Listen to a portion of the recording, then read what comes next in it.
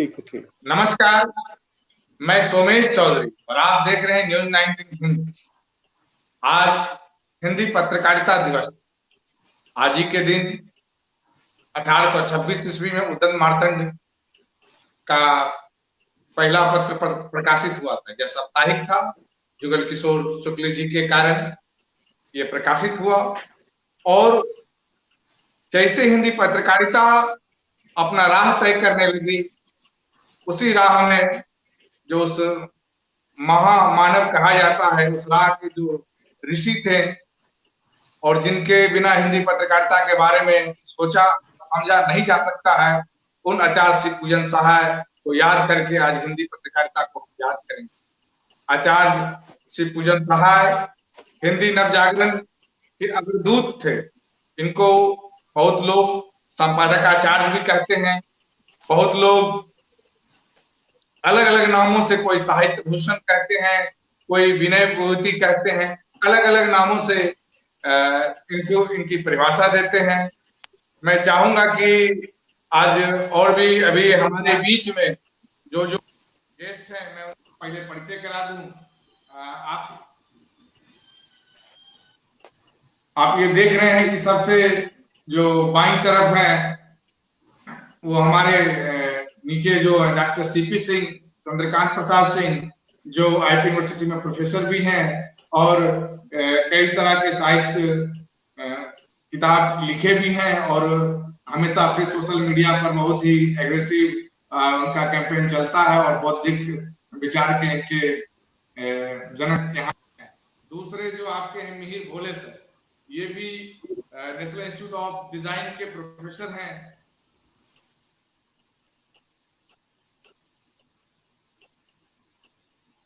National institute of design के professor हैं और इनके साथ हम अब चर्चा की शुरुआत मैं चाहूंगा कि मिहिर भोले सर ही करें। बहुत धन्यवाद आपका सोमेश जी। और आज के जो हमारे पैनल पे हमारे दोनों सहयोगी हैं, प्रोफेसर सीपी सिंह साहब, सौरभ शुक्ला जी, बड़े आनंद का विषय है। आपने एक ऐसी विभूति को बिहार की और जिनका इतना महत्वपूर्ण योगदान रहा है, न कि सिर्फ हिंदी साहित्य जगत को उन्नत करने में, बल्कि पत्रकारिता को भी, हिंदी पत्रकारिता को भी एक नया आयाम देने में, उनको याद करने की कोशिश की है, उनकी मेमोरीज को रिवाइव किया है। तो ये तो अपने आप में, इसके लिए सबसे पहले तो आप बधाई के पात्र हैं कि आपने उनके इस कार्यक्रम को, उनके बारे में ये कार्यक्रम शुरू किया, रखा। और जहाँ तक अब मेरी जो उनके बारे में जो मेरे जो विचार हैं, निश्चित रूप से वो इतनी महान हस्ती हैं कि हम लोगों को उनके बारे में कुछ कहना थोड़ा मुश्किल होता है हमारे लिए, क्योंकि हम लोग इतनी बड़ी जो शख्सियत हो जाती है, उसके पूरी पर्सनालिटी के, व्यक्तित्व के छोटे छोटे अंशों को ही हम लोग जान पाते हैं। तो मैं तो बहुत एक छोटी शुरुआत करूंगा और बाद में फिर मैं दूसरी चीजों पे जाऊंगा। कि मेरा पहला परिचय अगर मैं कहूँ कि किस प्रकार से आचार्य श्री पूजन सहाय जी को मैं जान सका या समझ सका बाद के वर्षों में, उस समय तब तो नहीं। तो वो एक पत्रिका निकला करती थी हमारे बचपन में, बालक। और मुझे लगता नहीं है कि बिहार में, विशेष रूप से मैं बिहार से हूँ, पटना से, और उस 60 और 70 के दशक में कहिए, जो हम लोग बच्चे हुआ करते थे, उनके लिए वो शायद एक ऐसी पत्रिका थी जिसको कोई बच्चा छोड़ना नहीं चाहता था, पढ़ना चाहता था। अब उस समय तो चूंकि हम लोग इतने छोटे थे, तो पत्रिका ही हमारे लिए महत्वपूर्ण होती थी। संपादक और संपादन और उसकी सारी प्रक्रियाओं से हम लोग रूबरू नहीं थे, वाकिफ नहीं थे, नहीं समझते थे। आज जब मैं मुड़ के देखता हूं तो मुझे पता चलता है कि वो पत्रिका भी उन्हीं की शुरू की हुई पत्रिका थी, जिसको पढ़ने के लिए हम लोग बेताब, बहुत आकुल रहा करते थे। दूसरी बात जो बहुत महत्वपूर्ण बात है कि जिस तरीके से हिंदी पत्रकारिता का पूरा जो विकास हुआ है, ये 200 साल से लंबा समय एक निकल गया, 1826 शायद है, मुझे लगता है। जिस साल ये हिंदू पत्रकारिता की शुरुआत का जो साल है। तो चलिए, बहरहाल मोटे तौर पे अगर हम 200 साल के इतिहास की बात करें तो 200 साल के इतिहास में कितने कितने स्टेजेस से, कितने अलग अलग पड़ावों से हिंदी पत्रकारिता विकसित हुई है, वो भी देखना अपने आप में बड़ा रोचक है।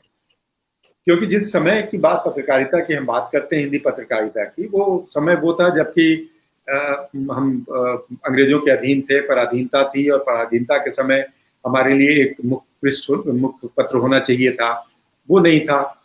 और कैसे कैसे लोगों ने सामाजिक, सांस्कृतिक, राजनीतिक चेतना को जागृत करने के लिए छोटे छोटे कदम उठाते हुए और छोटी छोटी पत्रिकाओं का संपादन शुरू किया, जो अपने आप में एक बड़ा अचंभित करने वाला एक विषय है। और उससे बढ़ते बढ़ते हिंदी पत्रकारिता आज इस मुकाम पे आ गई है, जबकि जहां तक मेरी जानकारी है करीब करीब 20-25 हजार 30 हजार से ऊपर हिंदी की पत्रिकाएं निकलती हैं, और 3,000 के आसपास कहते हैं कि अखबार हैं हिंदी के अलग अलग भाषाओं में। तो वो जो पूरी जर्नी है, पूरी यात्रा है, वो हिंदी पत्रकारिता ने किन किन लोगों के माध्यम से शुरू की और किन किन लोगों ने उसमें अपना सहयोग, योगदान किया, उस संदर्भ में यदि अगर हम देखना चाहें तो आचार्य शिवपूजन सहाय की जो शख्सियत है और उनका जो योगदान है, खास करके उन दिनों जिस समय हम पराधीन थे और वहां से लेकर के 1963 मुझे लगता है शायद उनका देहांत हुआ है, उस समय तक एक राजनैतिक सामाजिक चेतना को लेके आगे चलना और पत्रकारिता को सामाजिक सरोकारों से, राजनैतिक सरोकारों से सामाजिक चेतना के साथ, परिवर्तन के साथ जोड़ना, और जोड़ने के साथ वो एक बड़े मिशन के साथ पत्रकारिता को जोड़ना। उसके साथ जो जुड़ने वाले कुछ लोग थे, तो उसके कुछ जो मुख्य स्तंभ होंगे उनमें मैं आचार्य शिवपूजन सहाय को भी रखना चाहूंगा। मैं मानता हूं और बाकी आप लोग भी उससे, मुझे लगता है कि आप लोग भी सहमत होंगे कि वो उनका योगदान रहा।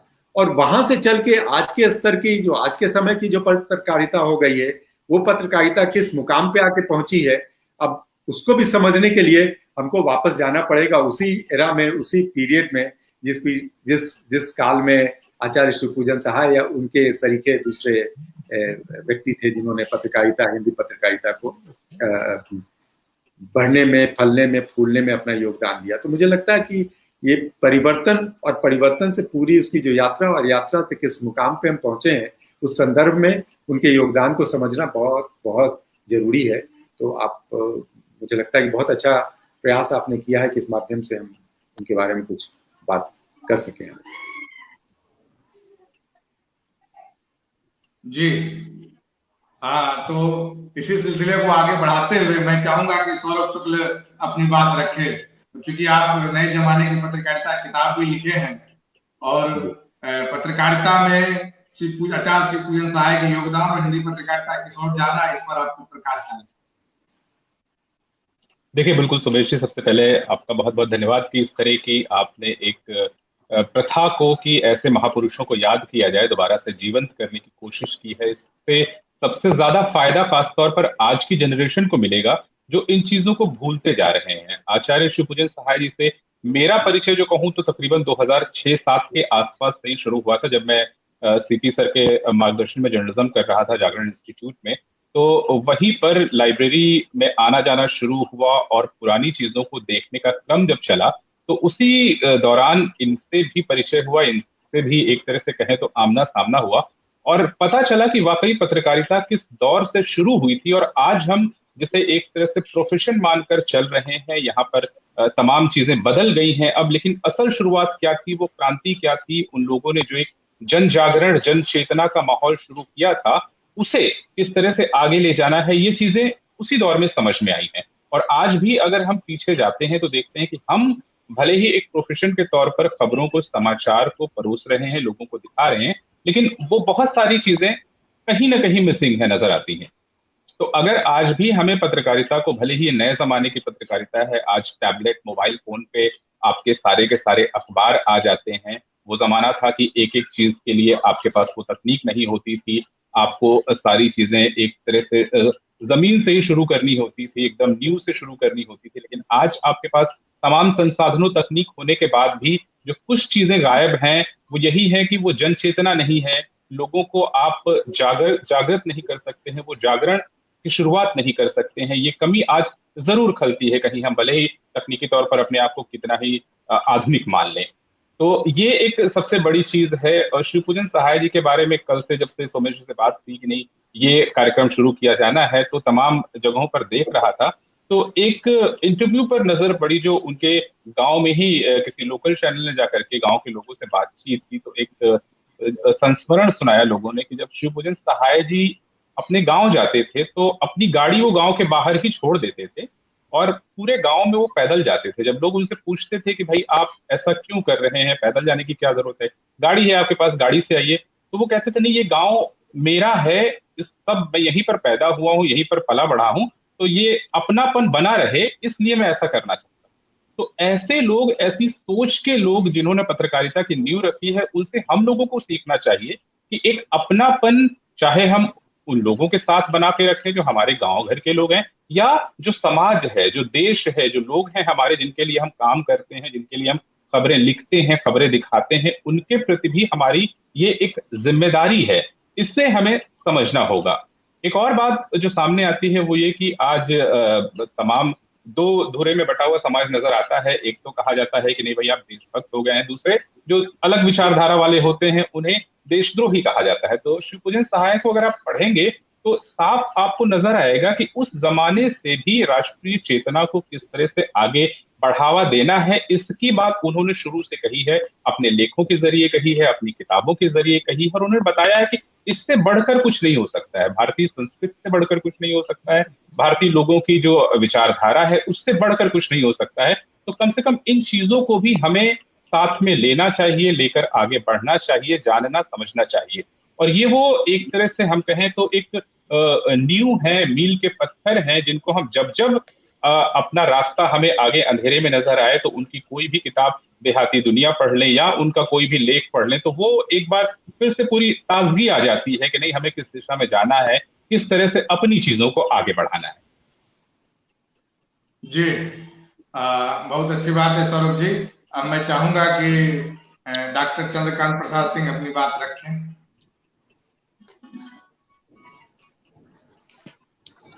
आदरणीय डॉक्टर मिहिर भोले जी, सौरभ शुक्ला जी, सुमेश जी, मैं आप लोगों का सचमुच आभार व्यक्त करता हूं कि ये मौका मिल रहा है शिवपूजन सहाय जी पे बात करने का आप लोगों की वजह से। और डॉक्टर भोले और सौरभ शुक्ला जी ने जो अपनी बात कही है वो एक तरीके से नींव की ईंट है। मैं जो आपसे बात करने जा रहा हूं उसमें शायद कुछ भी ऐसा नहीं होगा जो इससे अलग होगा। जो सार तत्व है उनकी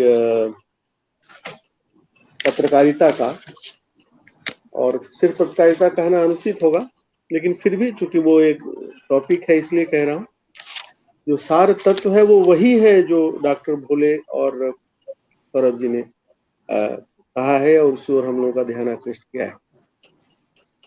तो आचार्य शिवपूजन सहाय ने 4 दशकों 1920 से लेके 1963 से अधिक के अपने साहित्यिक जीवन में 13 पत्र पत्रिकाओं का संपादन किया, जिसमें एक का नाम मिहिर भोले जी ने लिया बालक। बालक बालकों के लिए था, लेकिन सारी पत्रिकाएं या पत्र बालकों के लिए नहीं थे। हिंदी की पत्रकारिता में धूम मचाने वाला जो पत्र था, जो 1923 में आया, शायद अगस्त में, मतवाला के संपादक मंडल में वो थे। इसके अलावा जागरण नामक पत्र से वो जुड़े थे और भी लगभग 13 पत्र पत्रिकाओं से वो जुड़े थे। यानी द्विवेदी युग 1920 द्विवेदी युग के अंतिम चरण से लेकर मृत्यु पर्यंत वे इस काम में लगे रहे और इस दौरान उन्होंने विविध विषयों पर सैकड़ों लेख तथा संपादकीय टिप्पणियां लिखी। हिंदी के ऐतिहासिक पत्र मतवाला के अग्रलेख और इसके दो स्तंभ मतवाले की बहक और मतवाले की चक्की के लिए वो व्यंग टिप्पणियां भी लिखते थे। इनमें उनकी राजनीतिक सूझबूझ और बेबाक भाषा का तेवर साफ दिखता है। अंग्रेज सरकार के मुलाजिम हो या राष्ट्रीय आंदोलन के बड़े से बड़े नेता, शिवपूजन सहाय किसी को नहीं बख्शते।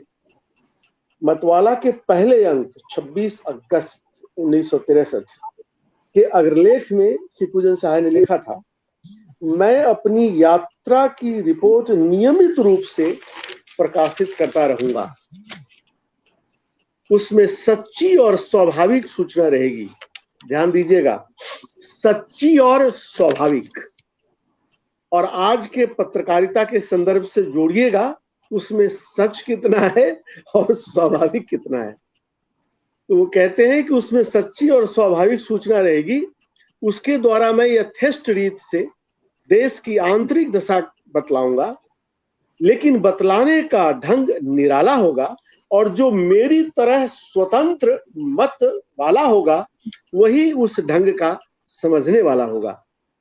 आगे लिखते हैं, राष्ट्र, जातीय, संप्रदाय, भाषा, धर्म, समाज, शासन प्रणाली, साहित्य और व्यापार आदि समस्त विषयों का निरीक्षण और संरक्षण, गौर करिए, निरीक्षण और संरक्षण ही मेरी योजना का अभिसंधान है। मैं उसे पूरा करने के लिए संकोच, भय, ग्लानि, चिंता और पक्षपात का उसी प्रकार त्याग कर दूंगा जैसे नेता लोग अपनी स्वार्थ का करते हैं।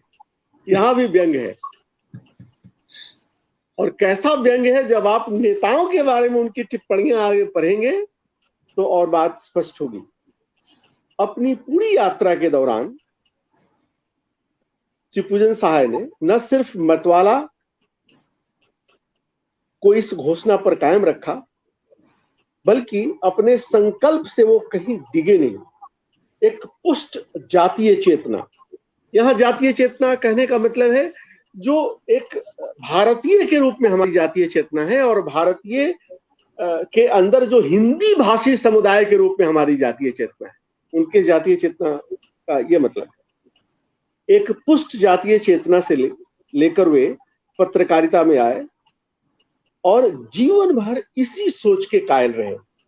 पत्र के संचालक महादेव प्रसाद सेठ ने फरमान दिया था अपने संपादक मंडल को, चाहे कोई कितना भी बड़ा हो, जरा भी लचे धर कर रगड़ डालो। आज किस चैनल का मालिक, किस अखबार का मालिक अपने एडिटर इन चीफ को यह कह सकता है, आप इसका अनुमान लगा सकते हैं। और इस बात पे अडिग रहने के कारण पत्र के मालिक महादेव प्रसाद सेठ अनेकों बार जेल गए।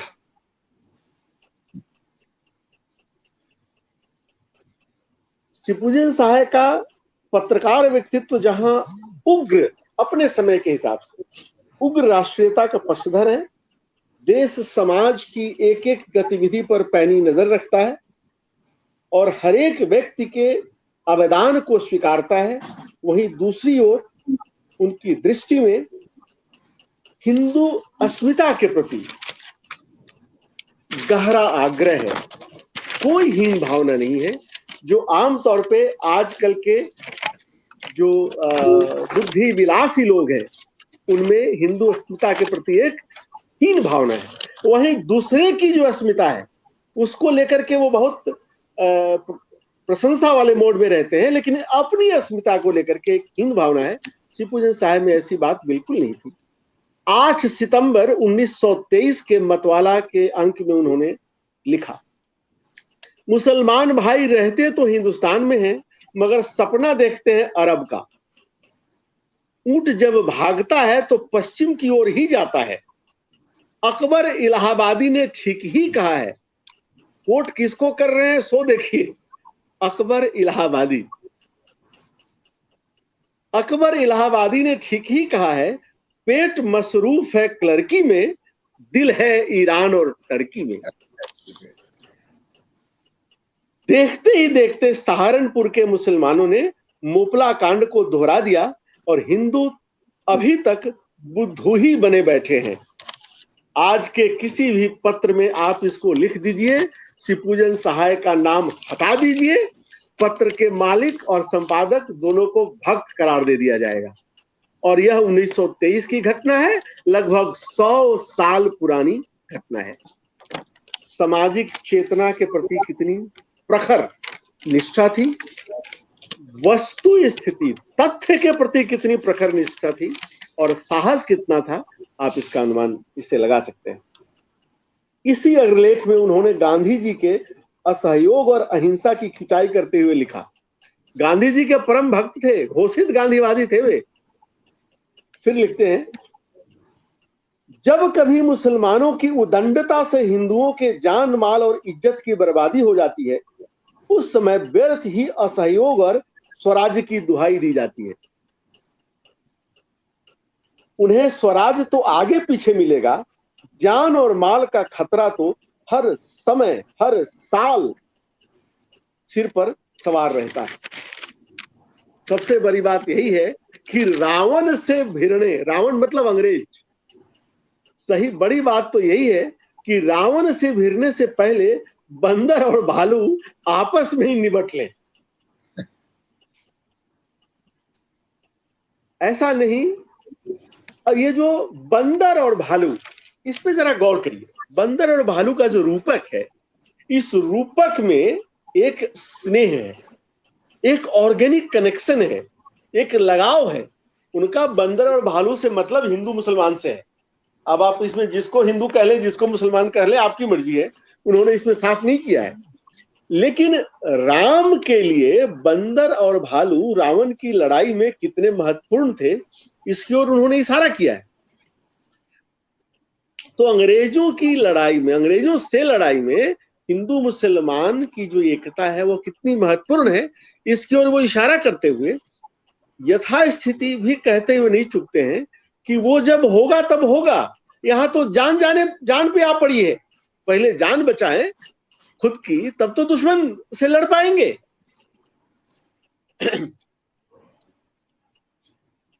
ऐसा नहीं कि इस अग्रलेख को लिखने वाला इस बात से अनभिज्ञ है या इससे इनकार करता है कि हिंदू मुसलमान सदियों से साथ रहते आए हैं और भारत की साझा संस्कृति के निर्माण में दोनों का योगदान है।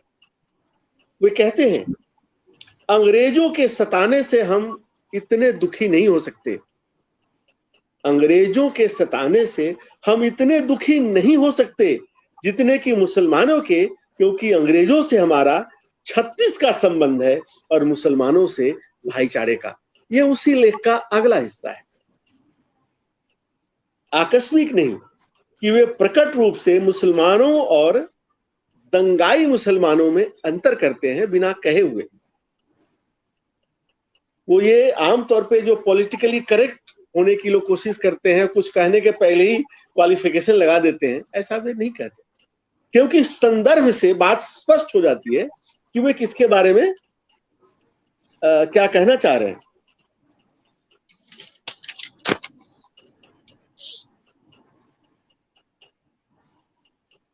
शिवपूजन सहाय हिंदू मुसलमान एकता के पक्षधर हैं, लेकिन यथार्थ को नहीं छिपाने का उनका पत्रकारीय साहस सेकुलर बाजीगरी की अतिवादिता से उनको बचाए रखता है। ये जो सेकुलर बाजी है, इससे वो अपनी पत्रकारिता में बेदाग बचते हैं, जिससे बचना तथाकथित राष्ट्रवादी पत्रकारों के लिए भी आज की तारीख में असंभव सा है। श्री गणेश शंकर विद्यार्थी कानपुर से प्रताप नाम का बहुत ही प्रसिद्ध पत्र निकालते थे, वो उसके संपादक थे। उनकी उग्र राष्ट्रीयता और हिंदी प्रेम की देश भर में बहुत धाक थी। कानपुर के दंगों में उनकी हत्या कर दी गई। शिवपूजन सहाय ने उनकी मृत्यु पर अपनी शोक संवेदना मासिक पत्र गंगा में प्रकाशित की। वे लिखते हैं, उत्तेजित मुसलमान प्रलय काल का घोर गर्जन करते हुए आप पर टूट पड़े, उसी दम मारकर ढेर कर दिया। 2 स्वयंसेवक भी आपको बचाने में घायल हुए, एक तो घंटे भर बाद मर ही गया, तीसरा मुसलमान स्वयंसेवक भी आपको बचाने जाकर खुद घायल हो गया। इसे कहते हैं पत्रकारीय आग्रह तथ्य के प्रति। मुसलमान मारता भी है और मुसलमान बचाने की कोशिश करते हुए घायल भी होता है। यानी शिवपूजन सहाय का जो पत्रकार व्यक्तित्व है वह दृश्य पर दृष्टि को हावी नहीं होने देता, वह डेटा पर नैरेटिव को हावी नहीं होने देता। वह नैरेटिव का निर्माण डेटा के आधार पर करता है। आज की पूरी लड़ाई जो पत्रकारिता की है वह है डेटा लेड नैरेटिव, डेटा निश्चित नैरेटिव बनाम नैरेटिव निश्चित डेटा। वह इससे गुजरते हैं और बहुत ही बेबाकी से इस अंतर्द्वंद से निकल जाते हैं, क्योंकि वो तथ्य के साथ कोई गड्ढमड नहीं करते। हिंदी साहित्य में मुसलमान कवियों को योगदान पर वे लिखते हैं। हिंदी के मुसलमान कवियों की कविताएं अगर निकाल कर बाहर कर दी जाएं तो हिंदी के भंडार का एक कोना ही सूना हो जाएगा। कबीर, जायसी, रहीम, उस्मान, मुबारक, रसखान, आलम और शेख हिंदी को मालामाल कर गए हैं। मुसलमान बादशाहों, नवाबों के दरबार में हिंदी की कविता सदियों तक फलती फूलती रही है। यही नहीं, वे गालिब, दाग, मीर और अकबर इलाहाबादी पर भी हिंदी का जबरदस्त दावा पेश करते हैं। मतवाला मंडल के सदस्य अंग्रेज सरकार की काउंसिल, समझ लीजिए कैबिनेट, उस दौर में 1920 के दशक की बात है, आप कैबिनेट कह सकते हैं। तो जो काउंसिल में जाने वालों या यूं कहिए जो नरमदली कांग्रेसी लोग थे, चित्तरंजन दास थे, मालवीय जी थे, उन लोगों को शिवपूजन सहाय की मंडली उनको जी हुजूर दल कहती थी, जी हुजूर दल। और गांधी जी के असहयोग आंदोलन का वे समर्थन करते थे, क्योंकि गांधी जी काउंसिल में जाने वालों के साथ नहीं थे। शिवपूजन सहाय ने नरम दली चित्तरंजन दास पर लिखा। मिस्टर दास ने मद्रास में कहा था कि खद्दर से कुछ नहीं होगा। कानपुर में कह आए हैं खद्दर से ही देशोद्धार होगा। मिस्टर दास कोई तोता मैना थोड़े ही है कि हमेशा एक ही बात बोलते रहेंगे। चित्तरंजन दास उस समय के बहुत बड़े नेताओं में से एक थे और उनके पूरे तत्कालीन रुख को या व्यक्तित्व को वह एक वाक्य में और 2 लाइनों में समेट देते। मालवीय जी के बारे में कहते हैं, परम मालवीय, परम त्यागी, व्यंग्य है, परम त्यागी मालवीय जी सब छोड़ेंगे परंतु काउंसिल नहीं छोड़ेंगे। सच कहा है, कहैया और सुनैया तजो, बाप और भैया तजो, मैया तजो दैया पे कन्हैया नहीं तजियो। कन्हैया माने कुर्सी, कैबिनेट। तो जो परंपरा और विरासत से जो चीजें मिली हैं, जो जहां जिस काव्य का उदाहरण दिया जा रहा है कविता का, कि वो कहे जाने के लिए तो कुछ और कहा गया था, लेकिन इस संदर्भ के साथ वो कैसे फिट करते हैं कि पूरे के पूरे काव्य के उदाहरण से वही अर्थ निकलता है जो शिवपूजन सहाय चाहते हैं। ऐसा लगता है जैसे कविता को गर्दनिया पुलाव दे करके वो डिक्टेटर की तरह अपनी बात कहवा रहे हों और कहवाने में सफल होते हैं। महात्मा गांधी के गिरफ्तार हो जाने पर असहयोग आंदोलन थोड़ा कमजोर पड़ गया था।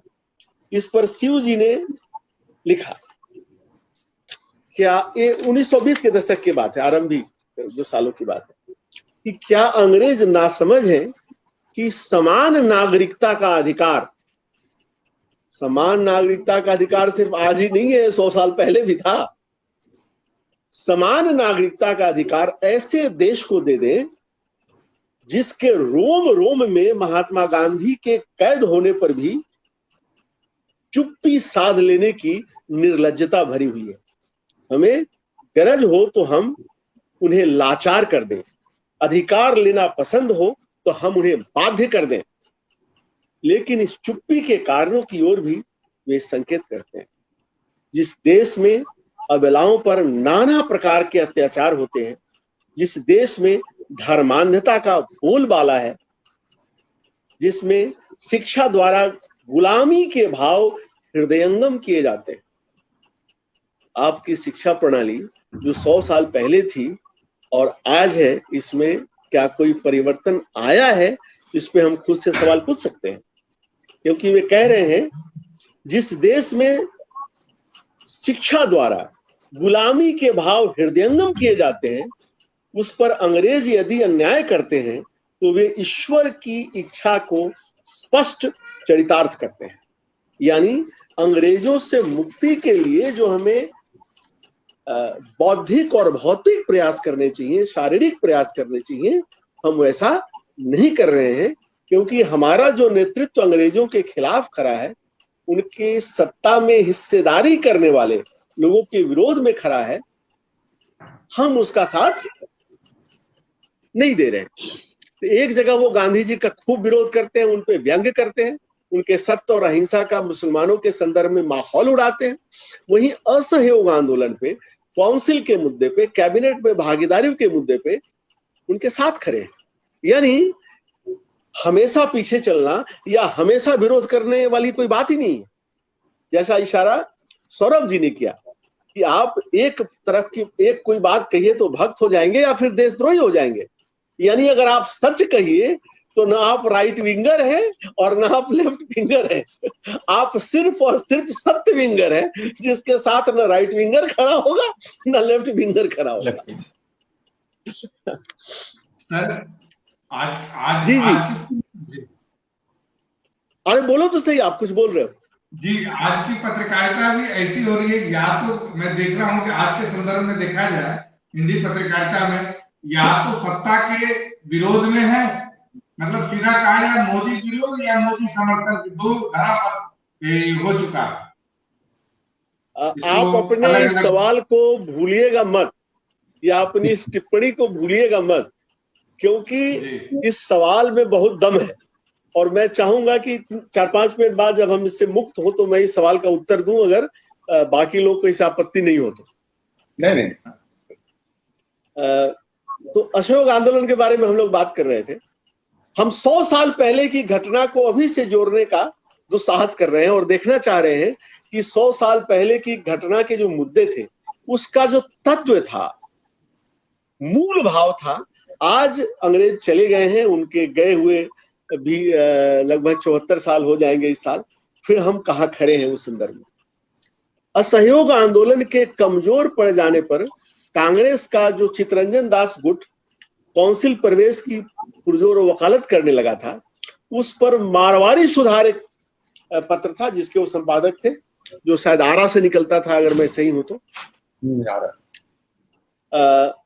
मारवाड़ी सुधार में शिव जी ने एक टिप्पणी लिखी, कविवर त्रिशूल ने ठीक ही कहा था, जनता पंजाब मेल पर जा रही है और नेता छकड़े पर लदे हैं। पंजाब मेल का रूपक और छकड़े का रूपक क्या आज के नेतृत्व पे लागू नहीं होता? चाहे वह बंगाल हो, मध्य प्रदेश हो, बिहार हो, राजस्थान हो, दिल्ली हो, महाराष्ट्र हो, किसी भी पार्टी द्वारा शासित कोई भी राज्य हो, क्या उस पे यह बात लागू नहीं होती कि जनता पंजाब मेल पर जा रही है और नेता छकड़े पर लदे हैं? गौर करिएगा, छकड़े को ठेला जाता है, उसकी गति भी धीमी होती है और उसको ठेला जाता है। और पंजाब मेल या कोई ट्रेन अपनी ऊर्जा से चलती है, उसका इंटरनल सिस्टम में ऊर्जा है, उसमें इंजन है। छकड़े में ऐसा नहीं है। इस बात को इशारा कर रहे हैं। इस एक वाक्य की जो प्रभावोत्पादकता है या जो प्रभावान्विति है, एक पूरे लेख से कहीं ज्यादा है। इसकी विडंबना, नाटकीयता और व्यंग तिलमिला देते हैं। नेता अपने स्वार्थों की पुरानी जड़ गाड़ी पर लदे हैं और उन्हें ढोया जा रहा है। और यही छकरा वाले नेता पंजाब मेल का वैकम काटकर काउंसिल में चले गए और गांधी जी की रिहाई की भीख मांगने लगे। परंतु जनता अंग्रेजी शासन और दमन से सीधा टक्कर लेती दिखाई देती है। ये बात 1920 की। यह तो ही राजनीतिक और व्यंग पत्रकारिता के संदर्भ में शिवपूजन सहाय की राष्ट्रीय और सामाजिक दृष्टि की बात। लेकिन पत्रकारिता में आने का उनका मुख्य उद्देश्य साहित्यिक पत्रकारिता के माध्यम से हिंदी भाषा और साहित्य की श्रीवृद्धि करना ही था। ऐसा नहीं कि मतवाला में इसके लिए कम गुंजाइश थी। इस पत्र ने तो हिंदी को इस सदी का युगांतरकारी कवि निराला दिया, जिसने छंद के बंधनों की जकड़न से आधुनिक हिंदी कविता को मुक्त कर उसमें जीवन सौंदर्य की लय भरी। लेकिन उस जमाने के साहित्यिक पत्रों में भी समय की नब्ज पर हाथ रखने और उसकी धड़कन को आवाज देने की छटपटाहट होती थी। यही वजह है कि मतवाला अपने समय के समस्त सांस्कृतिक, राजनीतिक, सामाजिक, धार्मिक आलोड़न की अभिव्यक्ति करता है। और कम से कम ऐसा लगता भी जरूर है।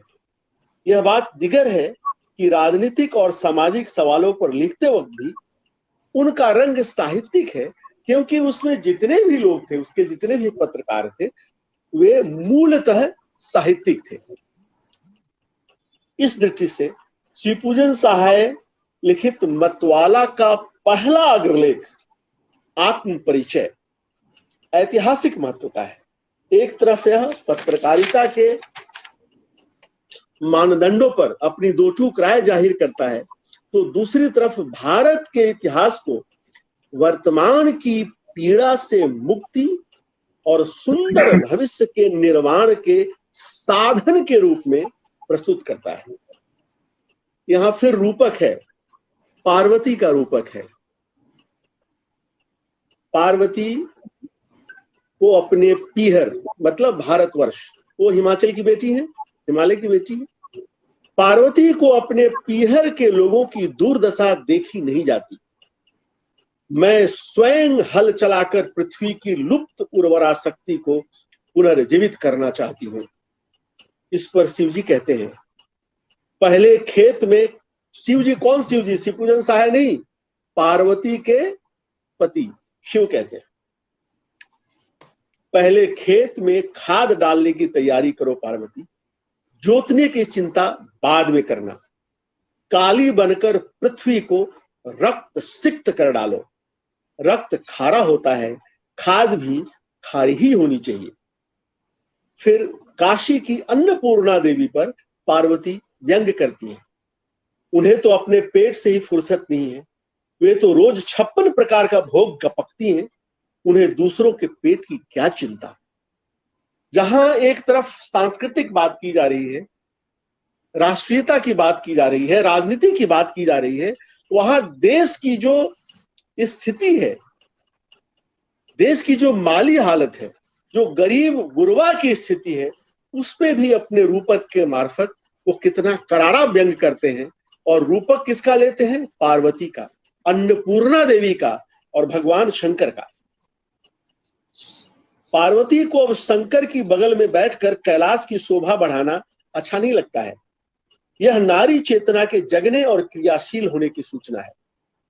काशी में पूजित अन्नपूर्णा का पार्वती द्वारा माखौल उड़ाना शोषण पूर्ण व्यवस्था का शोषकों से नाभिनाल आबद्ध होने का प्रतीक है।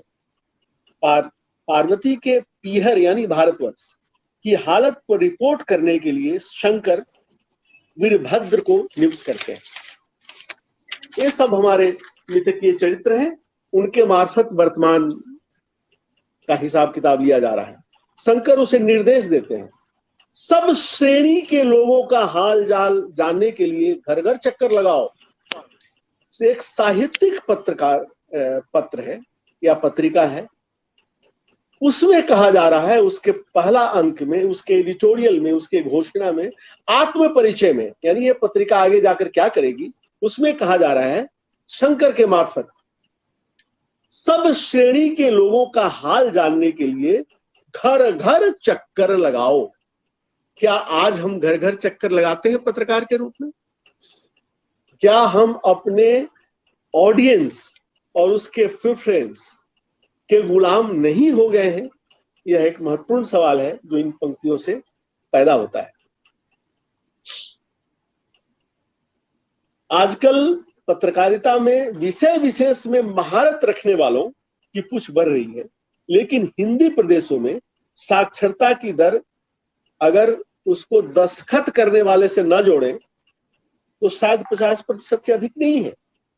एक सामान्य पाठक को विशेष ज्ञान देना और उसकी रुचियों का परिष्कार करना अच्छी बात है, लेकिन यह विशेषज्ञता सिर्फ डिग्री नहीं, अनुभव, समर्पण और पेशागत निष्ठा से भी प्राप्त की जा सकती है। फिर विशेष चीजों के बारे में विशेष जानकारी के अलावा सामान्य जानकारी देना भी पत्रकारीय कर्तव्य है। शिवपूजन सहाय अपने जीवन में इसको चरितार्थ करते हुए नजर आते हैं। सच तो यह है कि ज्यादातर को, आज के पत्रकारों को, खासकर संपादकों को लिखने नहीं आता या फिर वो लिखना सीखना नहीं जानते, और पूंजी के दबाव में वो इतना ज्यादा है कि शायद समय भी नहीं है। और अगर वो लिखते भी हैं, आप सब इस बात से वाकिफ होंगे कि जो मुख्य संपादक होते हैं, बड़े संपादक होते हैं, उनके असिस्टेंट एडिटर उनके लिए लिखते हैं। ज्यादातर जगह यह बात लागू है। नहीं तो क्या वजह है कि शिवपूजन सहाय जैसा व्यस्त साहित्यिक पत्रकार साहित्य से अलग विषयों जैसे सैंडो व्यायाम पद्धति और बनावटी फूलों के व्यवसाय पे लिखने के लिए प्रेरित होता है।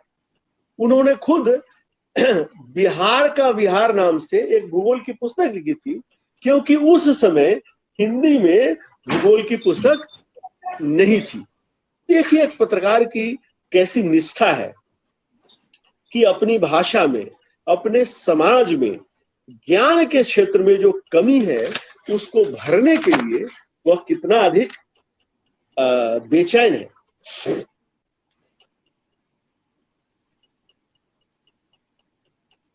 गणेश शंकर विद्यार्थी पर शोक संवेदना व्यक्त करते हुए शिवपूजन सहाय एक जगह लिखते हैं कि उन्होंने देशी राज्यों की प्रजा में जागरण का शंखनाद किया। देशी राज्यों मतलब जहां अंग्रेजों का सीधा शासन नहीं था, और वे कागज का कवच पहनकर जिंदगी भर धधकती आग से खिलवाड़ करते रहे। क्या रूपक है, क्या बिंब है! कागज का कवच और धधकती आग से खिलवाड़। यह धधकती आग से खिलवाड़ एक तरफ अंग्रेजों से चुनौती थी तो दूसरी तरफ पूंजी की भी चुनौती थी, और तीसरी तरफ जो सांप्रदायिक मसले थे उन पे सीधी सीधी बात कहने के बाद जो जीवन का खतरा पैदा होता था उसकी भी अभिव्यंजना है, और जिसका अंततः वो जाकर के शिकार भी हुए। पत्रकारिता विद्यालय की स्थापना के लिए शिवपूजन सहाय ने अपने बाद के अग्रलेखों में जमकर लिखा, और वे कहते थे कि इसका एक पेशागत महत्व है जिसकी बिना तकनीकी तैयारी के आप अच्छा लिख नहीं सकते। यानी वे सिर्फ मिशनरी स्पिरिट से काम चलाने वाले पत्रकार नहीं थे, वो मिशनरी स्पिरिट उनका अपने देश हित के लिए था। पेशा की जरूरतों को दरकिनार करने में वो उसका इस्तेमाल करना नहीं चाहते थे, और न ही उन्होंने किया। शिवपूजन सहाय पत्र संपादन और पुस्तक संपादन में इतना तल्लीन रहे कि साहित्य सर्जना के लिए उन्हें पूरा अवसर नहीं मिला। और यह समझने के लिए उनकी दो कृतियों को हमको समझना पड़ेगा। एक 1919 में उनकी लिखी कहानी का प्लाट का अंत होता है कि एक सौतेली माँ अपने बेटे से शादी करती है। सौतेली माँ का नाम, अगर मुझे सही याद है, भगजोगनी है। और प्रेमचंद की पूछ की रात में कफन या ठाकुर का कुआं में जो यथार्थ बोध 1934, 35, 36 में दिखता है, 1919 में कहानी के प्लाट में शिवपूजन सहाय उसका दर्शन कराते हैं। आंचलिक उपन्यास जो हमें 1954 में फणीश्वरनाथ रेणु देते हैं, उस आंचलिक उपन्यास को वही 1918 से 20 के बीच में शिवपूजन सहाय लिख चुके हैं। वह आंचलिक उपन्यास है देहाती दुनिया। तो एक इतना होनहार, संभावनाशील साहित्यकार है जिसको अपने लिए सृजन का मौका नहीं मिलता है, लेकिन शायद इसीलिए वे साहित्य के साथ साथ साहित्यकारों के भी सर्जक हो सके और पत्रकारिता करने के साथ साथ पत्रकारों को भी के भी सर्जक हो सके। युवा लेखकों की भाषा को विषय के अनुसार निखारना, किसी लेख के पूरे हिस्से को काटकर उसी लेखक की शैली में नए शब्दों में को इस तरीके से खपा देना कि पता ही न चले कि सचमुच इस लेख का संपादन हुआ है। इसीलिए शिवपूजन सहाय को साहित्यिक पत्रकारिता में दधीची कहा जाता है और एक बहुत बड़े शैलीकार के रूप में वो याद किए जाते हैं। और यह आश्चर्य का विषय नहीं होना चाहिए कि उन्होंने प्रेमचंद, प्रसाद, निराला, राजा राधिका रमन सिंह, बेनीपुरी और दिनकर समेत अनेक विख्यात लेखकों की रचनाओं का संशोधन एवं परिमार्जन किया। युवा लेखकों की रचनाओं का परिष्कार का तो कोई हिसाब ही नहीं है, लेकिन इस पूरी प्रक्रिया का सबसे दुर्भाग्यपूर्ण पहलू यह है कि ज्यादातर रचनाओं की पांडुलिपियां मिलती नहीं है। कुछ तो रचनाकारों और प्रकाशकों की चालाकी के कारण और कुछ हिंदी जगत की असावधानी के कारण। आप पूछ सकते हैं कि यह जानकारी हमें कहां से मिलती है। तो शिवपूजन सहाय के पुत्र डॉक्टर मंगल मूर्ति ने 1990 के दशक में शिवपूजन सहाय की डायरी प्रकाशित। तो शिवपूजन सहाय की डायरी से पता चला कि उन्होंने किन किन महान लोगों की रचनाओं का संपादन, संशोधन एवं परिमार्जन किया था। शिवपूजन सहाय की असाधारण प्रतिबद्धता और विलक्षण प्रतिभा के मूल्यांकन का एक ही तरीका है जो एजरा पाउंड के साथ अपनाया गया। एजरा पाउंड में जानबूझकर कह रहा हूं कि भोले जी इस बात को समझेंगे कि एजरा पाउंड ने क्या क्या किया था यूरोप के साहित्यकारों के लिए। एलियट की पांडुलिपि एजरा पाउंड के संपादन के साथ प्रकाशित की गई। खास करके उनकी जो बहुत प्रसिद्ध कविता है द वेस्टलैंड। एजरा पाउंड ने एलियट की कृतियों को संवारने के लिए जैसा ममत्व भरा परिश्रम किया, उसी तरह का परिश्रम शिवपूजन सहाय ने कितनों के लिए किया, इसका कुछ कुछ अंदाजा उनकी डायरी के पन्नों से ही लग सकता है। सर, तो इसके साथ मैं अपनी बात समाप्त करता हूं और अगर आप चाहें तो अपना वो सवाल पूछ सकते हैं जिसके लिए मैंने आग्रह किया था कि आप भूलिएगा नहीं। मैं उस सवाल पे आऊंगा आगे। मैं मिहिर सर से कुछ सवाल जो अभी कुछ पत्रकार, क्या स्वतंत्र पत्रकारिता पर भी राजनीतिक दबाव होता है? कुछ लोग पूछ रहे हैं, शिवम से सवाल पूछ रहे हैं। मिहिर सर जी, आप एक बार सवाल दोहरा दें। क्या स्वतंत्र पत्रकारिता पर भी राजनीतिक दबाव होता है? शिवम जी का सवाल है। देखिए, इसमें कोई शक तो नहीं है। इसकी वजह यह है कि समाज जो है वो बड़ा एक ध्रुवीकरण के दौर से गुजर रहा है। तो जिनको आप स्वतंत्र पत्रकार कहते हैं, वो स्वतंत्र पत्रकार भी तो कुछ न कुछ विचारधारा इस तरफ की या उस तरफ की उसको लेके उसके साथ ही चल रहे हैं। तो स्वतंत्रता तो सही मायने में एक बहुत रेयर कमोडिटी हो गई। स्वतंत्र कोई रहा नहीं आज के समय में, और वो प्रतिबद्धताएं इतनी कठोर होती चली जा रही हैं कि जो पत्रकारिता के लिए जो जिस शिवपूजन सहाय जी के बारे में हम लोग बातें कर रहे थे और इतना विस्तृत विवरण उनके बारे में हमारे मित्र चंद्रकांत जी ने दिया, तो अब आप उसके संदर्भ में अगर आप देखें तो आपको समझ में आएगी ये बात कि भाई एक तरफ पत्रकारिता का वो स्तर जो कि सही को सही और गलत को गलत कहने से गुरेज नहीं करता है और किसी के बारे में कह सकता है, बिना लाग लपेट के कह सकता है, हिंदू मुसलमान के बारे में कह सकता है, पॉलिटिकली इनकरेक्ट होने के खतरे को समझते हुए कह सकता है। तो वो दौर तो निकल गया। अब आज हर व्यक्ति अगर पॉलिटिकली इतना करेक्ट हो रहा है, ये दो एक्सट्रीम पे हम चले गए, या तो हम पॉलिटिकली बहुत करेक्ट होने की कोशिश करते हैं या फिर हम कोशिश करते हैं कि जो अलग अलग खेमेबंदी है उसमें से कहीं ना कहीं किसी के साथ मिल जाए ताकि हमारा काम भी चलता रहे और हम उस व्यवसाय से भी जुड़े रहें।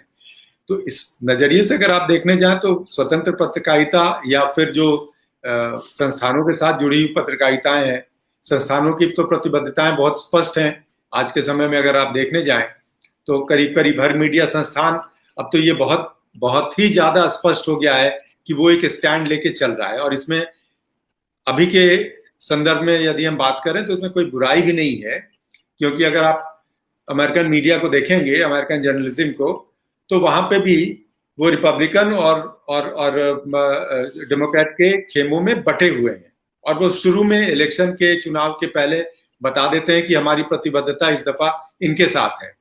तो चलिए हम मान के चलते हैं कि ये तो इनकी ही बात करेंगे, कम से कम लाग लपेट तो नहीं करते हैं। अब हमारे यहाँ दिक्कत ये है कि हम कोशिश तो करते हैं ये बताने की कि हम बहुत निष्पक्ष हैं, लेकिन हमारी प्रतिबद्धताएं बहुत स्पष्ट होती हैं। तो ये जो द्वंद्व है, इस द्वंद्व से तो बाहर जब तक नहीं निकलेंगे पत्रकार और पत्रकारिता अच्छी बनेगी नहीं, अच्छी होगी नहीं, ये तो समझने की बात। तो इसलिए मुझे नहीं लगता कि स्वतंत्र पत्रकार कोई वैचारिक रूप से भी उतना स्वतंत्र हो पाता है, क्योंकि कहीं ना कहीं तो लिखेगा वो। स्वतंत्र पत्रकार होने का मतलब ये नहीं कि आप अपना मीडिया हाउस चलाने लगेंगे। आप एज ए जर्नलिस्ट आप इंडिपेंडेंट हो सकते हैं, लेकिन लिखेंगे तो आप किसी न किसी पत्रकार के लिए। तो उस पत्रकार का जो मूड होगा, उसकी जो लाइन होगी, वो लेके आपको भी चलना पड़ेगा। तो ये तो एक विचित्र सी स्थिति है। तो मुझे नहीं लगता है कि अभी बहुत स्वतंत्रता की कोई बहुत गुंजाइश है। जी, ये मेरा सर। मैं सौरभ जी से आता हूँ, फिर आपके पास आऊंगा सर। सौरभ जी, आप युवा पत्रकार हैं और हमारे जो दो पैनलिस्ट हैं उन्होंने बहुत सारा सफर तय किया है, और तो मैं ये चाहता हूं कि युवा पत्रकारों के अंदर एक कसक रहती थी कि लिखते हम हैं और हमारा जो बाईलाइन है वो कोई और ले लेता है या और कोई किसी को मिल जाता है। और शिवपूजन सहाय के साथ भी शायद यही हुआ कि वो संपादन करते थे, प्रूफ रीडिंग करते थे, जो उनको क्रेडिट मिलना चाहिए था उस समय वो क्रेडिट उनको मिला नहीं। वो क्रेडिट प्रेमचंद को चल जाए, निराला को चल जाए, चाहे जैसे भी हो, मतलब उस समय और आज में भी क्या कोई बदलाव आया है या नहीं आया? देखिए, इसीलिए जो है शिवपूजन सहाय को साहित्य का शिव भी कहा जाता था कि जब समुद्र मंथन हुआ तो अमृत भी निकला और विष भी निकला, और भगवान शिव ने जो है विष अपने गले में धारण कर लिया और सृष्टि चलती रही। तो शिवपूजन सहाय भी जो है इस तरह के विष से कि मेरी बाईलाइन कोई छीन के ले गया या मुझे वो क्रेडिट नहीं मिल रहा है जो मुझे मिलना चाहिए, जो आजकल के पत्रकारों को होता है कि नहीं, काम तो मैं कर रहा हूं, मेहनत मेरी संपादक ले जा रहा है या कोई और ले जा रहा है, इस तरह की गुरेज पाल लेते हैं हम लोग। और तमाम समय से ऐसा होता है, बहुत सारे लोग ऐसा कहते आए हैं समय समय पर, लेकिन उनके साथ नहीं था, क्योंकि वो तो शिव थे ना। उन्हें सिर्फ और सिर्फ शब्दों से प्रेम था और अपने आसपास जो चीजें दिख रही थी उन्हें लोगों को बताने से प्रेम था, उन्हें लिखना था, चाहे गांव देहात की बात हो, लोक संस्कृत की बात हो, सौंदर्य पे बात हो, तमाम चीजों पे उन्होंने लिखा है। बच्चों के साहित्य तक पर उन्होंने लिखा है, व्यंग्य पर भी उनका वही प्रभाव था। सीपी सर ने भी सारी चीजें बाकायदा कोट करके एक एक बात का जिक्र करते हुए बताया है कि कितना अथाह प्रेम था उनका साहित्य से। तो उनके पास इन सारी चीजों के लिए समय ही नहीं था कि क्रेडिट कहाँ लेना है, लेकर के कहाँ पर रखना है। वो बस निरंतर अपनी कलम चलाते गए, चाहे वो संपादकत्व की बात हो या खुद लिखने की बात हो, साहित्य की बात हो, खबरों की बात हो, जो भी चीजें सामने आई उनको उन्होंने पूरी तरह से काम के तौर पर और पूरी तन्मयता के साथ उसके साथ न्याय किया, बिना क्रेडिट की चिंता किए हुए। सर, अब मैं फिर अपने सीपी सर के पास जाना चाहूंगा कि उनसे सवाल है कि जो मैंने पूछा था, क्या आज की पत्रकारिता मोदी विरोध और मोदी के समर्थन में, जैसे मोदी मीडिया जो अलग अलग नामों से जो कहा जाता है, या एक रवीश कुमार का पैनल दे दिया जाए और एक अर्णव गोस्वामी को दे दिया जाता है क्रेडिट, क्या इसी तरह की पत्रकारिता चलेगी? क्या ये सही है या इस पर आपका क्या कहना है? अच्छा, ये बताइए कि हमारा मोबाइल फोन बता रहा है कि 8:58 है और आप कह रहे थे कि 1 घंटे का समय है। सर, ये चूंकि सिपुजन सहायक पर है और एक पत्रकारिता के छात्र होने के नाते हम समय को थोड़ा आगे बढ़ा सकते हैं, क्योंकि उनके साथ नाइंसाफी की, इसलिए अभी हम नाइंसाफी नहीं करते। नहीं, मैं इसलिए कह रहा था कि स्ट्रीमयार्ड तो 1 घंटे से ज्यादा समय आपको दे देगा ना। जी जी जी जी जी। अच्छा, ठीक। मैं अपनी सीमा जानना चाह रहा था और कोई बात नहीं। जी जी। यहाँ 2 बातें हैं, इसको लेके मैं आप तीनों के सामने एक समझ लीजिए कि मेरी एक हाइपोथेसिस है या मेरी एक प्रस्तावना है। और हाइपोथेसिस उसको कहते हैं जिसका टेस्ट किया जाना बाकी होता है, और या फिर जो लिमिटेड डेटा, सीमित डेटा के आधार पे एक निर्णय ले लिया जाता है और प्रस्तावना के रूप में उसको पेश किया जाता है कि देखिए यह बात सही है या नहीं है। तो मेरी एक तो हाइपोथेसिस ये है कि जो मोदी जिस चीज के प्रतीक है वह क्या है। मोदी आज की तारीख में सत्ता संस्थान के प्रतीक नहीं है। बहुत विचित्र बात है, आमतौर पे जो सरकार होती है या जो सरकार का मुखिया होता है वह सत्ता संस्थान का या तो बहुत अभिन्न हिस्सा होता है और प्रतीक भी होता है, सबसे मजबूत प्रतीक होता है। मोदी सत्ता संस्थान के न सिर्फ प्रतीक नहीं है बल्कि वो सत्ता संस्थान के खिलाफ खड़े हैं। सत्ता संस्थान में क्या मैं किसको रखता हूं, इसमें आ गया आपका मीडिया बड़ा हिस्सा, इसमें आ गया न्यायपालिका, इसमें नौकरशाही, इसमें शिक्षण संस्थान, शोध संस्थान, ये सब सत्ता संस्थान के हिस्से हो गए। और मोदी अब टेक्नोलॉजी की वजह से, जनता से सीधे संवाद कर पाने की वजह से आज इस देश में जन आकांक्षाओं के सबसे प्रखर, मुखर और विश्वसनीय प्रतीक है। और सरकार का मुखिया होने के बावजूद वह एस्टैब्लिशमेंट के प्रतीक नहीं है। अब इसका दूसरा हिस्सा समझिए। तो जो भारत में आज जो विपक्ष है वह क्या है? भारत में जो आज का विपक्ष है वह सत्ता संस्थान का प्रतीक है। वह सत्ता संस्थान के साथ गहरे जुड़ा है। जो सत्ता संस्थान 1860 में जो कानून बने थे, अंग्रेजों ने मेजर कानून बनाए थे और जिसका बड़ा हिस्सा आज तक चल रहा है, यानी 160 सालों से जो व्यवस्था चली आ रही है उस व्यवस्था के साथ खड़ी है हमारी न्यायपालिका, कार्यपालिका, शिक्षण संस्थान, बहुत हद तक मीडिया, हमारे बुद्धिजीवी और हमारा विपक्ष। तो जब आप कहते हैं कि मोदी विरोध या मोदी समर्थक, तो उसको कृपया सत्ता के साथ कंफ्यूज न करें। अब अगर आप न्यायपालिका के फैसले देखें, ब्यूरोक्रेसी का रुख देखें, आप शिक्षा संस्थानों का रुख देखें, जहां अभी भी एक प्रोफेसर के लिए मोदी पे तथ्यपरक बात करना, फैक्चुअली लोडेड बात करना, डेटा लेड नैरेटिव देना मोदी के बारे में एक समाज विज्ञान के प्रोफेसर के लिए असंभव नहीं तो बहुत मुश्किल है। इससे साबित बहुत साफ हो जाता है कि मोदी विरोध और मोदी समर्थन का मतलब सत्ता संस्थान के साथ उतना सीधा नहीं है। इसको आपको एक फैक्टर जनता को लाना पड़ेगा। मोदी का जो समर्थक है वो बहुत हद तक जनता की आकांक्षाओं का समर्थक है। जो मोदी का विरोधी है वो लगभग 200 साल से या 150 साल से चले आ रहे सत्ता संस्थान का वाहक है। जो वेस्टेड इंटरेस्ट है उसके साथ वो खड़ा है और अपने को बड़े गर्व से कहता है कि हम सरकार विरोधी हैं। लेकिन यहां सरकार विरोधी होने का मतलब असल मायने में जन विरोधी हो गया है। यह मेरी एक हाइपोथेसिस है। ये मैं आप सबों के लिए अपने अपने जीवन के अनुभव के आधार पे इसकी परख करने के लिए सामने रखता हूं।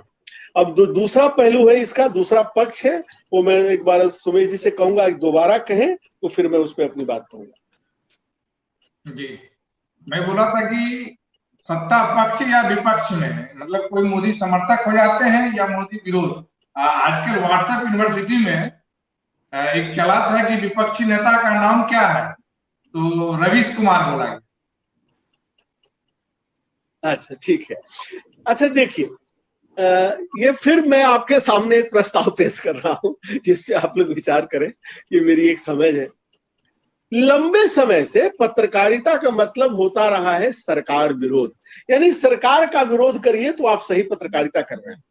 अब जरा एक सवाल पूछिए आप, अगर सरकार जनता की आकांक्षाओं के अनुरूप काम कर रही है तब भी क्या सरकार का विरोध के लिए विरोध करना और सरकार के विरोध में देश विरोधी हो जाना सच्ची पत्रकारिता कही जाएगी?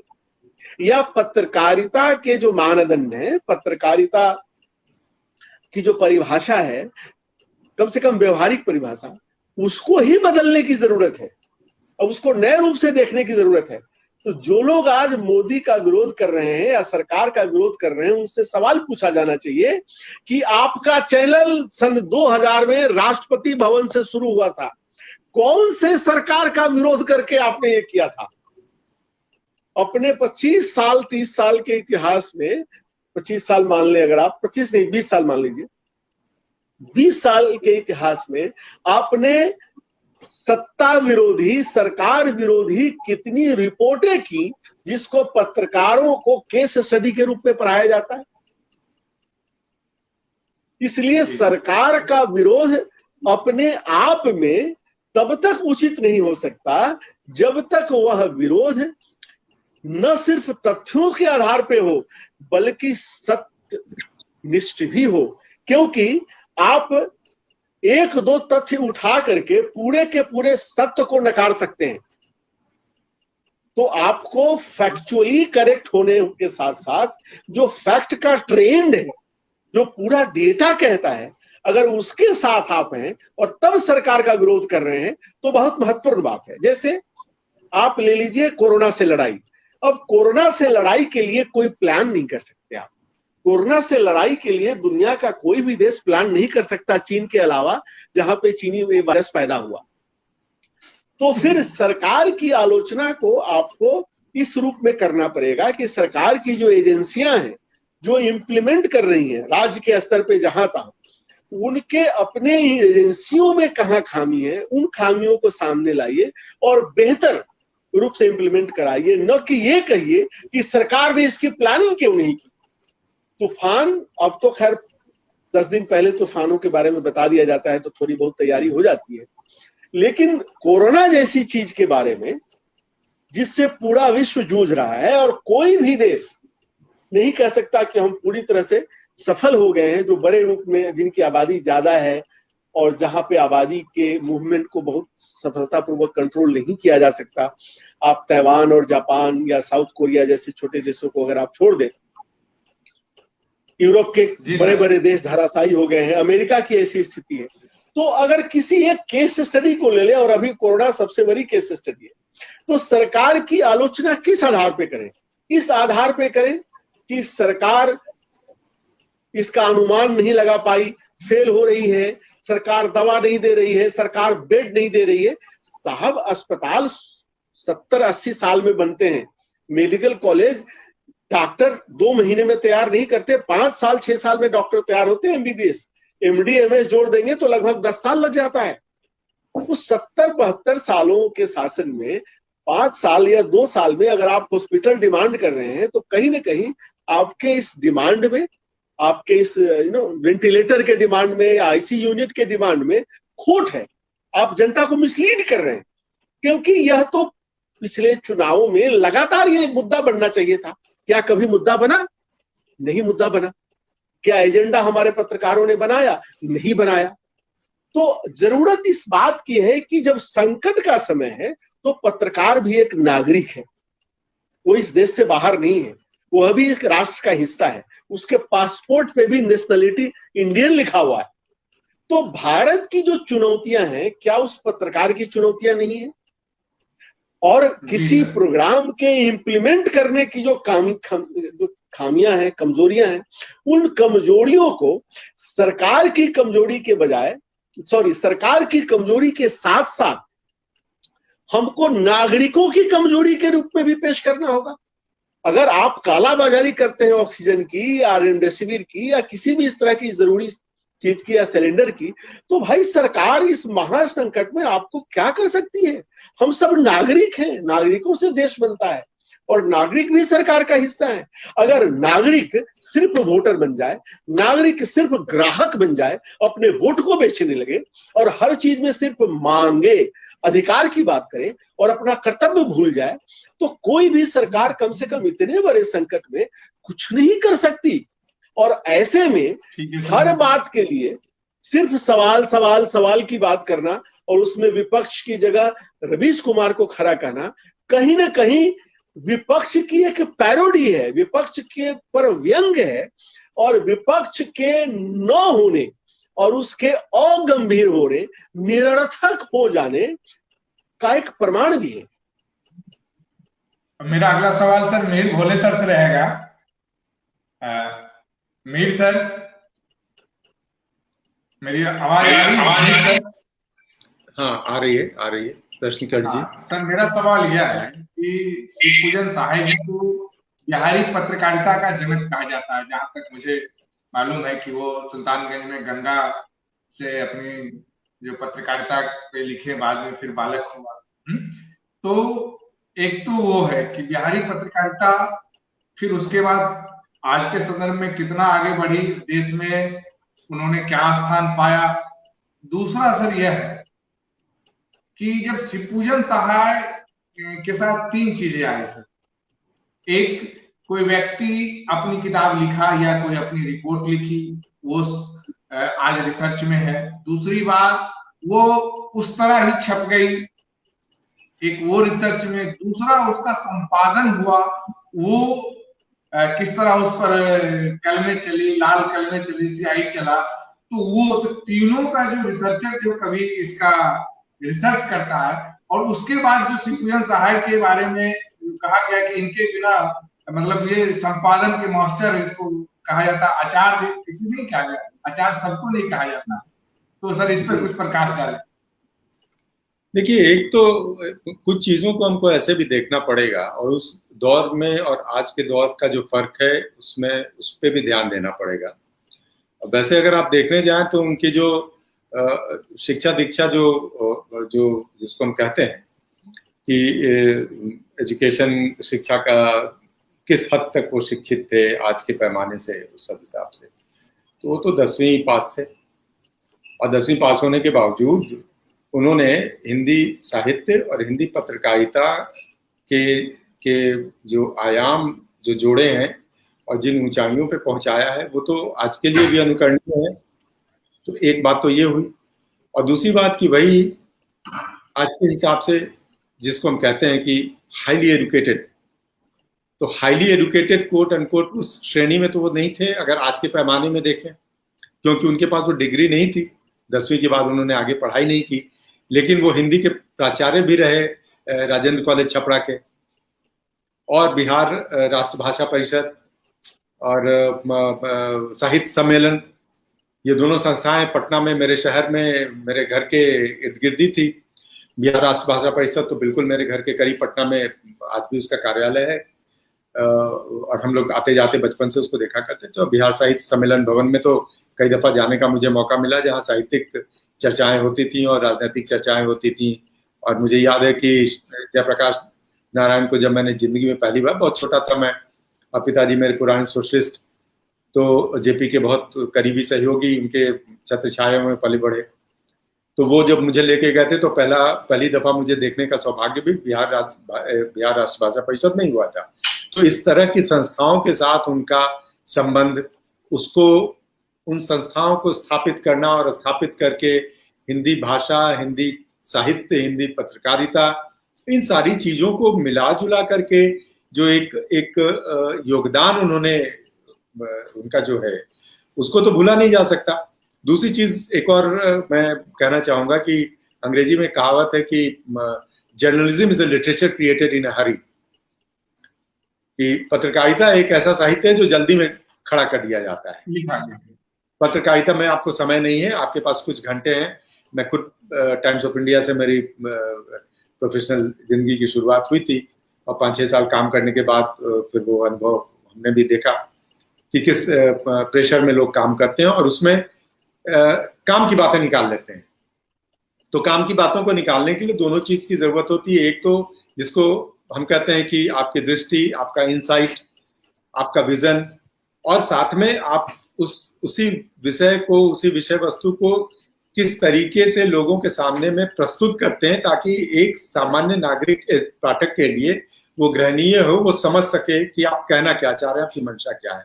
तो इन सारी चीजों को एक समय के दायरे में करना, तो इसलिए सीमित समय के दायरे में करना, तो इसलिए उसको कहते हैं कि इस लिटरेचर क्रिएटेड इन हरी। तो साहित्य तो है, अगर आप देखने जाएं तो पत्रकारिता अपने आप में एक बहुत उन्नत साहित्य है, और एक इस किस्म का साहित्य है जो सामाजिक सरोकारों का सबसे बड़ा धरोहर है, जो सामाजिक सरोकारों को, सामाजिक जो हमारी जो समस्याएं हैं या सामाजिक जो हमारे मूल्य हैं या मूल्यों का जो विकास या उसका ह्रास हुआ है, इन सारी चीजों को इकट्ठा करके रखने वाला, उनको बताने वाला अगर कोई माध्यम है तो वो पत्रकारिता है। और उस पत्रकारिता को शिवपूजन सहाय जी जैसे लोगों ने, और भी बहुत सारे लोग रहे हैं, अभी हम सिर्फ उन पे चर्चा कर रहे हैं, तो ऐसे व्यक्तित्व के धनी लोगों ने, उन लोगों ने जिस मुकाम पे पहुंचाया, जिस ऊंचाई पे पहुंचाया, क्या उस ऊंचाई को हम बरकरार रखने में सक्षम हुए हैं, सक्षम है? ये बहुत बड़ा प्रश्न है आज की पत्रकारिता के सामने। आज के पत्रकारों को भी ये समझना पड़ेगा कि वास्तव में वो पत्रकारिता कर रहे हैं या कुछ और कर रहे हैं। अब ऐसे एक दौर में, जिस दौर के पत्रकार वो थे या जिस दौर में वो उनके जैसे लोग पत्रकारिता से जुड़े थे, तो शायद उस समय कहते थे कि पत्रकारिता एक मिशन था, एक मिशन इन लाइफ था। अब जब वो मिशन कमीशन में बदल जाता है, आज के दौर में आते आते जब वो मिशन कमीशन हो जाता है, तो उसके सारे मूल्य, उसके सारे मानदंड सारे बदल जाते हैं, और फिर उसके बाद आप या तो इस तरफ या उस तरफ आप अपनी प्रतिबद्धताएं सुनिश्चित करने के लिए बाध्य हो जाते हैं, क्योंकि आपके सामने रास्ता नहीं होता है। अगर आप मुझसे सही मायने में पूछें तो कई सारे मेरे पत्रकार मित्र आज भी हैं, उनसे जब एज पत्रकार एक पत्रकार होने के नाते जब मैं बात करता हूँ और जब व्यक्तिगत स्तर पे बात करता हूँ, तो दोनों में जो मेरा उनके बारे में जो एक धारणा बनती है वो बिल्कुल अलग होती है। व्यक्तिगत स्तर पे वो आपके बहुत अच्छे मित्र होते हैं, आपके विचारों से सहमत भी होते हैं, असहमत भी होते हैं, जैसे एक मित्र एक दूसरे के साथ करते हैं। लेकिन जब वो पत्रकार की तरह व्यवहार करने लगते हैं तो आप देखेंगे कि वो सिर्फ उस इंस्टीट्यूशन की बात करते हैं, उस संस्था की बात करते हैं, उसकी विचारधारा से प्रभावित होकर के आपसे बात करते हैं, जिस विचारधारा के अंतर्गत उनको काम करने की बाध्यता होती है। तो अगर मैं नाम नहीं लेना चाहता, आपने रमेश कुमार का नाम लिया, अर्णव गोस्वामी का नाम लिया, ठीक है, सही गलत एक जगह बना लिए और ठीक है, उस पर मैं नहीं करना चाहता। लोग देखते हैं, लोग खुद अपनी धारणाएं उनके बारे में बनाते हैं, पत्रकारों के बारे में या दूसरे जो भी सोशल लाइफ में हैं उनके बारे में धारणाएं अपनी बनाते हैं। तो धारणा तो आपसे समाज मैं नहीं सौरभ आएगा। शुक्ल के पास जाऊंगा।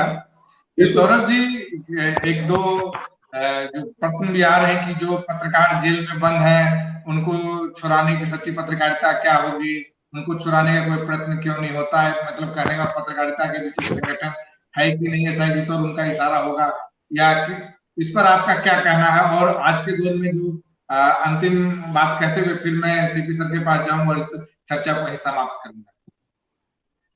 देखिए, ये तो कानून का काम है। अगर किसी भी वजह से कोई जेल में है तो वो उसको वाजिब न्याय दिलाने की जो जरूरत है वो उसके संस्थान के ऊपर निर्भर करता है, और क्या वजह है ये तो कानून के देखने की बात है। ऐसा तो नहीं है कि पूरी पत्रकारिता पर ही संकट आ गया है, जैसा कि इमरजेंसी के दौर में देखने को मिला था या अलग अलग दूसरे कालखंड में देखने को मिला था। तो ऐसा तो कहीं नहीं है कि सारी पत्रकारिता को जेल के अंदर ठूस दिया गया है। जिनके साथ भी कुछ ऐसा हुआ है, मैं ये नहीं कह रहा हूँ कि सही है या गलत है, लेकिन ये कानून का काम है और उनके पास भी वकील होंगे, वो इन चीजों को ज्यादा बेहतर समझते होंगे। इसमें मैं अगर 1 मिनट में एक बात अपनी जोड़ दूं, अगर वक्त हो आपके पास। देखिए, ये भी एक किस्म का नैरेटिव चलाया जा रहा है।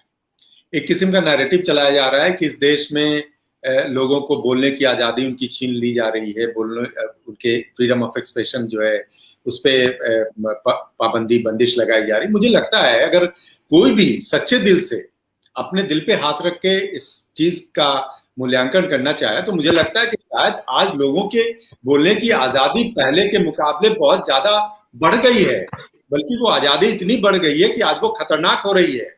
बहस तो इस बात पे होनी चाहिए कि आपकी आजादी का दायरा क्या है, किस हद तक आप आजाद हैं कुछ कहने के लिए।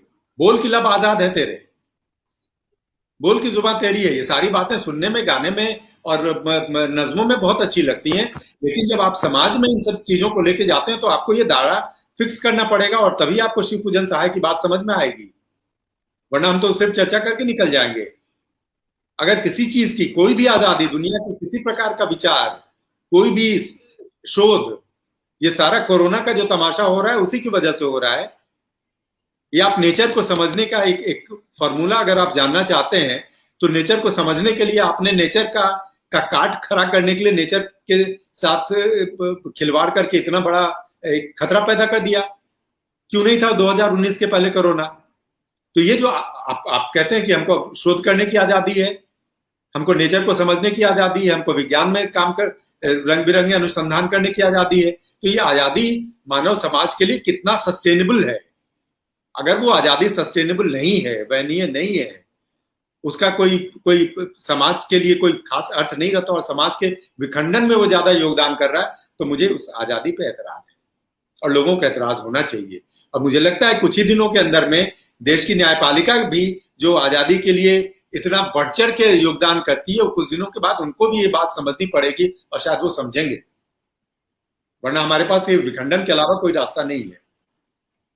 जी जी, मैं चाहूंगा कि अंत में सीपी सर के पास जाया जाए और उनकी, और चाहूंगा कि 5 मिनट में अपनी बात रखेंगे।